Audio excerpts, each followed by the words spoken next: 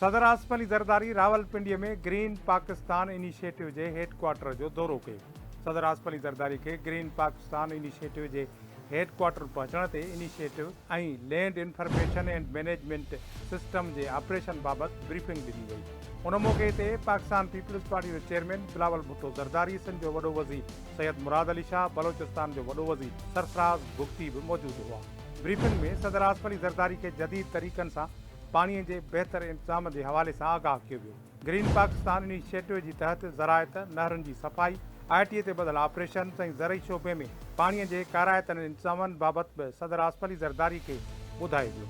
सदर आसिफ अली ज़रदारी खे ब्रीफिंग में आबादगारनि खे सहूलत ऐं ज़रई शोबे जे तरक़ी लाइ ज़रई माल्स जे तसवर ऐं एग्रीकल्चर स्मार्ट फार्म्स जे ऑपरेशन जे बारे में बि आगाही ॾिनी वई। सदर पाकिस्तान आसिफ अली ज़रदारी सरमायाकारी सहूलत काउंसिल जे तहत ग्रीन पाकिस्तान इनिशिएटिव ऐं land information and management system जी कारकर्दगी जी साराह कई। सदर Asif Ali Zardari green Pakistan initiative team जी हिम्मत अफ़ज़ाई, क़ौमी ऐं इक़्तिसादी तरक़ी लाइ कमु करण ते ज़ोर ॾिनो। पाकिस्तान जे रोशन मुस्तक़बिल जे लाइ सदर आसिफ अली ज़रदारी ग्रीन पाकिस्तान इनिशिएटिव जे मक़सदनि खे हासिल करण लाइ समूरनि सूबनि खे ख़ातिरी कराई।